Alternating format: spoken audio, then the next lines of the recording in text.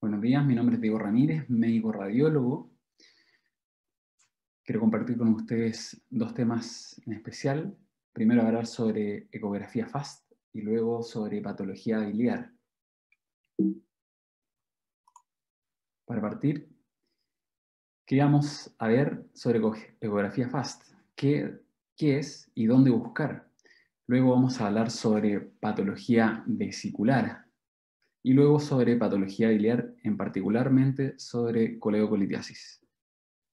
Para partir, ¿qué es el ultrasonido?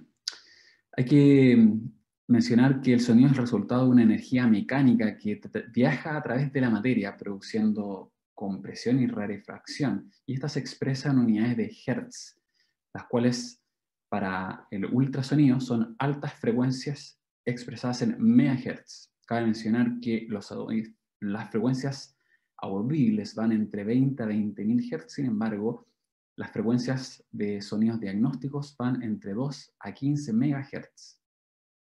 Considerar también que la propagación del sonido depende de la resistencia de un medio, específicamente su densidad, y la dureza y elasticidad. Para comenzar, hablemos sobre trauma. ¿Qué ha implicado en Chile trauma? En el 2019, este formó parte de los 155.772 causas de egreso hospitalario. Dentro de esto, traumatismo y otros. Sin embargo, afectaba a personas principalmente entre 20 a 44 años y predominantemente hombres. Sin embargo, en 2020, aunque bajó su número considerando que era una época de pandemia por coronavirus, siguió siendo más alto en este mismo rango etario y también en hombres principalmente. El trauma abdominal en sí es la principal causa de muerte en menores de 45 años en Estados Unidos.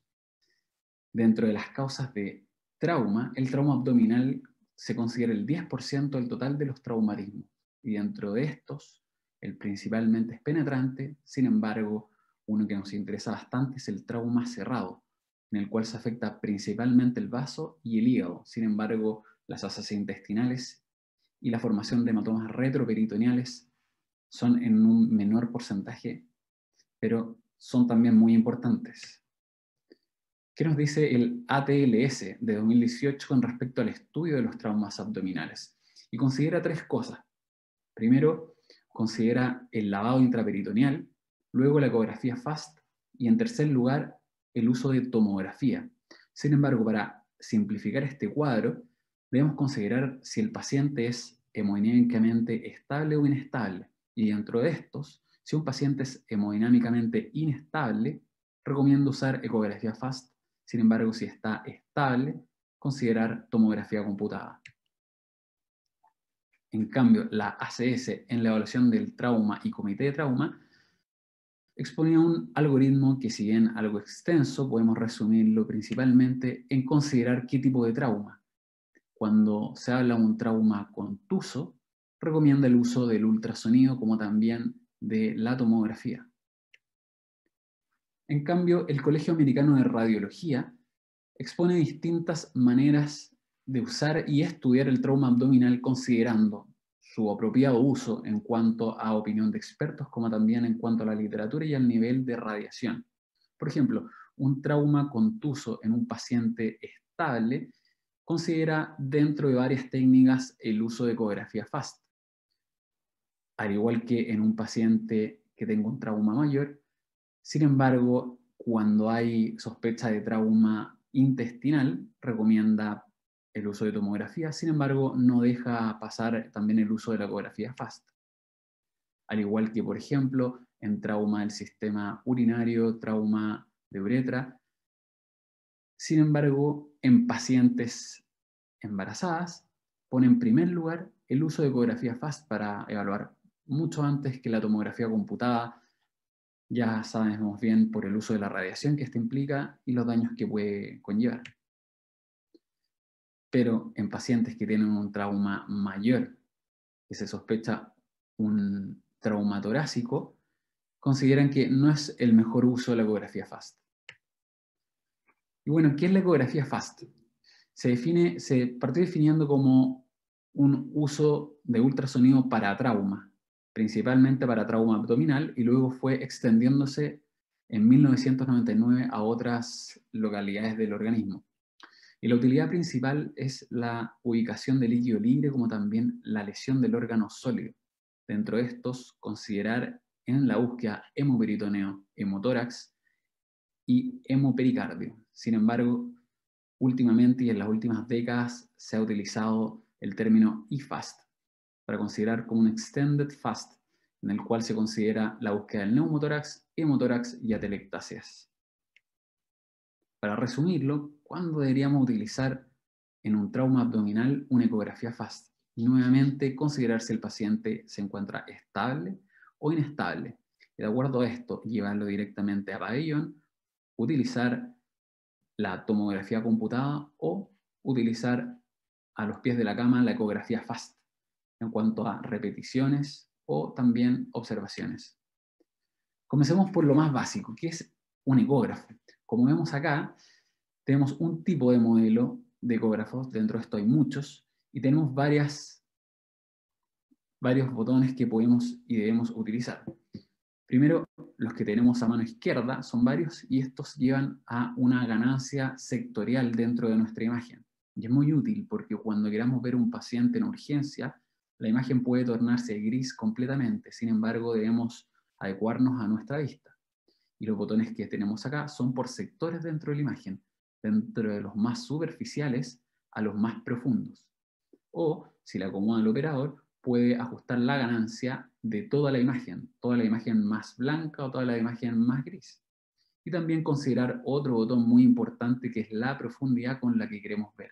Si queremos ver cosas más superficiales, llámese la superficie hepática, o buscar líquido libre en la pelvis, donde debemos utilizar una profundidad mayor. Y estos dos transductores son los principales que vamos a utilizar. Vemos acá primero un transductor curvo que tiene megahertz que van de 1 a 5 y otro que se llama transductor lineal que va de 12 a 5 megahertz, que son para situaciones que queramos ver superficies o con mayor detalle. Aquí un ejemplo, un transductor curvo en ecografía abdominal versus una ecografía lineal que podemos ver la superficie de distintos órganos. Y la ecografía FAST considera clásicamente 4 sectores. Primero, un sector que es en el hipocondrio derecho, donde podemos ver cómo se mueve el hígado, cómo se mueve también el riñón junto a esto con los movimientos respiratorios. En este ejemplo, aquí estamos viendo primero un hígado que tiene líquido perihepático y también asociado a esto una laceración en la que vemos imágenes hipoecogénicas en el parénquima. Luego tenemos otro sector que es el hipocondrio izquierdo, donde principalmente vamos a ver líquido subfrénico izquierdo, como también órganos sólidos, como son el riñón y el vaso. Vemos nuevamente cómo estos se mueven ante la inspiración y expiración. En este ejemplo vemos una laceración esplénica con líquido adyacente. Y en este ejemplo vemos un vaso, el cual se encuentra con una laceración en el polo inferior.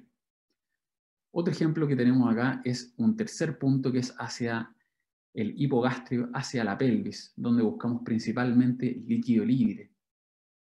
Y finalmente, lo que vemos acá es un estudio en ventana subsifoidea para ver derrame pericárdico. Esos son los principales puntos. Este ejemplo vemos contenido hipo y anecogénico que está rodeando y extendiendo la cavidad pericárdica, donde lo asimilamos a hemopericardio o derrame pericardio. Sin embargo, existen varias causas que pueden confundirnos sobre el líquido libre y lo que veamos en nuestra exploración. Y una de las principales en los pacientes que ingresan a urgencia es el exceso de volemización, la cual se produce una transudación intravascular e intraperitoneal. Y si no es eso, considerar también que puede haber orina, bilis y contenido intestinal asociado a laceración o daño de órganos sólidos. Considerar también que el EcoFast es más sensible cuando tenemos al menos 100 ml de líquido libre. Sin embargo, ante ojos entrenados o personal entrenado podría ser mucho menos. Y luego tenemos el Extend Fast, que ya se empezó a utilizar en las últimas décadas y las cuales consideraba el estudio directamente, como hablamos, de hemotórax y atelectasias, en las cuales tenemos dos lugares donde ver habitualmente, principalmente en el hemitórax superior, a derecha e izquierda, en la cual nos situamos en la línea media clavicular y descendemos buscando alguna causa o alguna alteración en la pleura. Existen distintos estudios que hablan sobre la extensión del FAST. Sin embargo, las preferencias y los distintos estudios no muestran algunos que sean mejores que otros, sino más bien las preferencias del operador. Y dentro de estos, considerar si hay edema, si hay derrame, considerar la aorta, las cavidades cardíacas y la vena cava inferior. En este ejemplo, esto es un estudio realizado con un transductor curvo donde vemos el hígado y luego derrame pleural y atelectasias que se acompañan a este derrame pleural, atelectasias pasivas.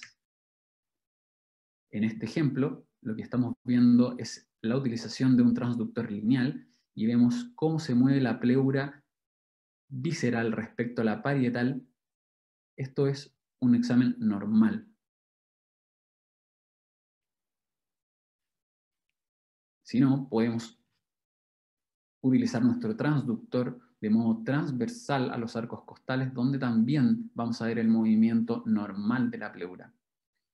¿Cuándo veríamos algo extraño o cuándo deberíamos sospechar? Principalmente cuando las pleuras se mantienen inmóviles o vemos imágenes ecogénicas como las atelectasias recientemente mencionadas.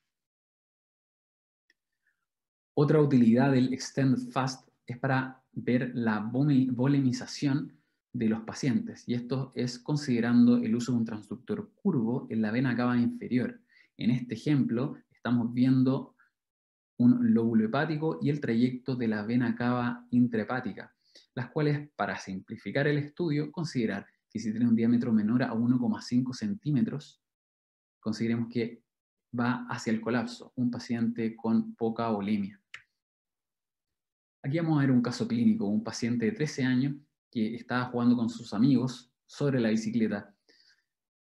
La mamá lo llevó por dolor abdominal por recomendación de su pediatra por vía telefónica. Entonces acude al servicio de urgencia y se le practica una ecografía abdominal con protocolo FAST. Y lo que vemos es, primero, a izquierda, una adquisición con un transductor curvo, en la cual vemos el vaso, sin embargo, en el polo inferior y más superficial, una imagen ecogénica sospechosa. Cuando utilizamos un transductor lineal, en este caso 18.5, para una mayor resolución, vemos que existe una imagen hipoecogénica en la superficie que se extiende hacia la profundidad. Nuevamente con un transductor 12.5, vemos una imagen sugerente de laceración, la cual no presenta vascularización al Doppler color, a diferencia del resto del parénquima esplénico. Este paciente finalmente fue llevado a una tomografía, donde se ve claramente una laceración con imágenes hipodensas que atraviesan el parénquima esplénico y con líquido adyacente compatible con hemoperitoneo. Pasemos ahora a patología biliar. Estos son dos casos de una vesícula biliar normal, sin embargo en distintas condiciones. Uno, una vesícula biliar distendida con horas de ayuno, lo que habitualmente buscamos para poder ver bien su contenido en sus paredes, versus una vesícula biliar normal, pero en condiciones de haber comido o ingerido algún tipo de alimento, en la cual se colapsa y las paredes se ven engrosadas, pero nuevamente es una ecografía normal. Otra cosa que tenemos que considerar cuando vemos o cuando tengan que ver una vesícula o una patología biliar en urgencia, algunos hitos anatómicos dentro de estos, por ejemplo, la arteria hepática, la vena porta y un trayecto hipo o anecogénico lineal que es la vía biliar, al igual que en esta imagen donde va rodeando los trayectos de la porta, ¿ya? En la bifurcación de la porta derecha como de la porta izquierda. Otro hito importante a considerar es el páncreas, donde vemos el colédoco que tiene un afinamiento progresivo sin contenido endoluminal. ¿Qué es la colecistolitiasis? Es muy importante para nosotros el uso de la ecografía, ya que es un estudio dinámico que nos permite ver los cálculos, si son móviles o no, lo que nos permite diferenciarlo de los pólipos y otras causas, ¿ya? El principal hallazgo, como sabemos, es la presencia de cálculos, y estos, dependiendo de su densidad, de su contenido y su tamaño, pueden determinar sombra acústica posterior. Sin embargo, existen otros signos, como el signo de West, que también nos indica que es una vesícula repleta de cálculos que nos van a determinar sombra acústica posterior. En este ejemplo, a izquierda vemos una vesícula que es de pared fina, sin embargo tiene múltiples cálculos en su interior que determinan sombra acústica posterior. A diferencia de esta otra imagen, que es el denominado signo de West, donde vemos una pared fina, una fina imagen hipoecogénica, que es el lumen vesicular no ocupado por cálculos, y luego múltiples cálculos que determinan sombra acústica posterior. A diferencia de lo anterior, ¿qué es la colecistitis aguda y qué nos lleva a pensarla? Primero, sobre todo, el dolor que nos refiere el paciente y la clínica, que ya es conocida por todos. Sin embargo, en las imágenes, considerar una vesícula distendida, más de 10 centímetros en el eje longitudinal, más de 4 centímetros en el eje transversal, una pared engrosada más de 3 milímetros, aumento de la ecogenicidad perivesicular, lo cual implica edema alrededor de la vesícula, la presencia de cálculos y sobre todo un Murphy ecográfico. La combinación de la presencia de cálculos con Murphy ecográfico lleva una alta sensibilidad que varía desde los distintos estudios. Algunos estudios reportan una sensibilidad cercana al 90% al juntar estos dos elementos. Aquí un ejemplo de un paciente con múltiples cálculos en su interior en la porción declive, uno de gran tamaño de 6 milímetros asociado a engrosamiento de la pared vesicular y dolor. Este paciente, en otro ejemplo, en tomografía computada, vemos una vesícula biliar engrosada con aumento de la densidad perivesicular sugerente de edema y cálculos en su interior, los cuales no siempre son densos dado su composición. Existe otro tipo de etiología que es la colecistitis aguda alitiásica, la cual tiene diversas etiologías, pero habitualmente se asocia a pacientes que están graves, en UCI, en shock, pacientes que tienen un daño multiorgánico. Sin embargo, existen otras causas virales dentro de estas, patologías por VIH, patologías virales con virus como hepatitis B, hepatitis C. Y esto se manifiesta por un compromiso de la perfusión de las paredes de la vesícula biliar, en la cual se produce una ectasia biliar, un daño y consecuente inflamación, y luego una isquemia y reperfusión. Aquí vemos un ejemplo de una vesícula biliar que está distendida, sin embargo no se observan cálculos tanto en el cuerpo, fondo, infundíbulo, ni tampoco en el trayecto del conducto cístico visible. Sin embargo tiene paredes engrosadas y aumento de la ecogenicidad del tejido adiposo adyacente. Este paciente fue llevado a una colangioresonancia donde nuevamente vemos una vesícula distendida, sin embargo no se observan imágenes de cálculos, pero vemos edema y engrosamiento parietal y submucoso, y que luego en reconstrucciones vemos una vesícula que está distendida, nuevamente con engrosamiento parietal. En contexto de la clínica correspondiente, esto es una colecistitis aguda alitiásica. Existe otro cuadro que es la colecistitis aguda enfisematosa, que se considera una emergencia quirúrgica por lo que puede conllevar dentro de esto gangrena y perforación, y se considera depósito de gas en la pared vesicular determinado por algunos microorganismos como los que tenemos en lista acá. En las imágenes lo que vamos a ver primero en la ecografía es una vesícula distendida y con una fina imagen ecogénica que, a diferencia de una calcificación, determina un artefacto que es muy útil en radiología, que es artefacto se determina como suciedad de la imagen, a diferencia de una sombra acústica como tal, ¿ya? Que esto nos hablaría del gas en la pared. Nuevamente, cuando vemos al Doppler color, esta pared no tiene refuerzo de señal.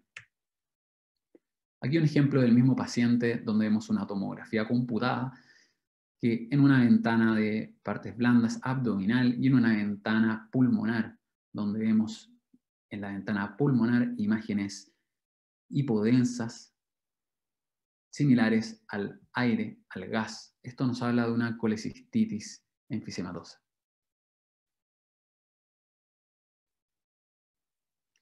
Luego tenemos otra complicación que es la colecistitis aguda gangrenosa.